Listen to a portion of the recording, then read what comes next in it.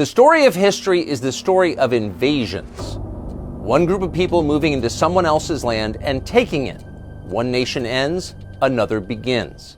Invasions drive history. Few Americans understand this is happening to them right now. The United States of America is being invaded. For the love of God, this is a damn invasion. Who is allowing this? They invaded our privacy. I think it's an invasion of the country. In other words, it's ending. The country you grew up in no longer exists. Soon it will be unrecognizable. No one is fighting back. Few are even acknowledging it. And the people who lead us are letting it happen. Why are our leaders letting this happen? Well, to destroy the country and to change the demographics.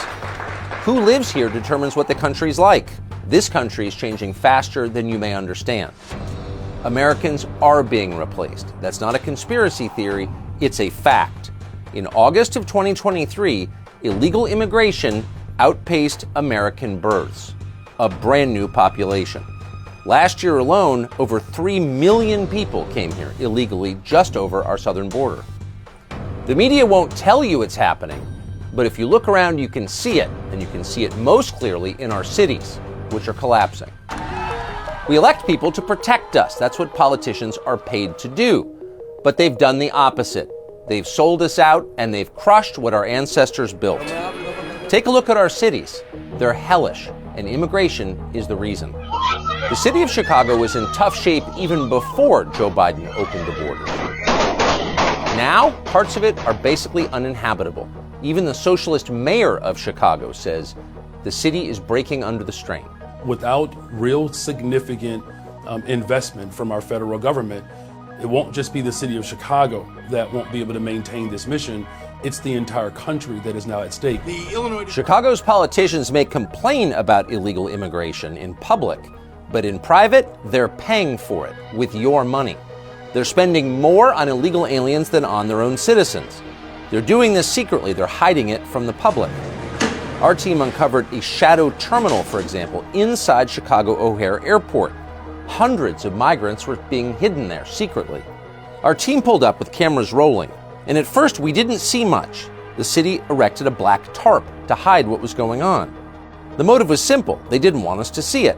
And a third-party security group paid for with your tax dollars told us that was prohibited. We weren't allowed to see. What are you doing? I want to look inside. For what? For what? They weren't local or federal law enforcement, so we ignored them. They had no authority. They were rent-a-cops. Inside, our team found more than 100 beds on the floor. The smell was overpowering, repulsive. It was filthy.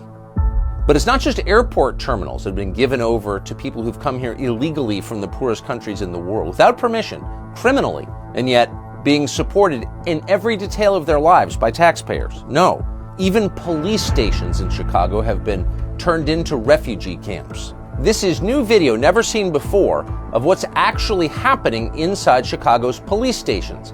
Keep in mind, the people who work in those police stations are paid to protect you, but that's not what they're doing.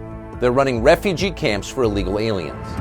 As our cameramen approached the Chicago police precinct in the city's downtown to see what was happening inside, you see people come out, illegal aliens, shooting them the middle finger and yelling. They didn't hide their hostility. Many other illegals have been pushed into poorer, predominantly black neighborhoods on the south side. We went there. We spoke to someone who has lived on the south side of Chicago virtually his entire life. He's enraged by how the city has fallen apart under its sanctuary city policy. Andre Smith, CEO of Chicago Against Violence. I don't know the count, but I know that the readiness, the language of sanctuary city, state, and county should have had a plan, but it led to a massive destruction. I have seen almost the worst of the worst in Chicago, but seeing this migrant crisis was the most devastating thing that I ever seen. You live in America, the place you grew up, the place you'd like to see your children grow up, in much the way that you did. But that won't be possible because of the single greatest sellout in our history. Hundreds of years of America eliminated by an invasion that our leaders made possible. You should know that.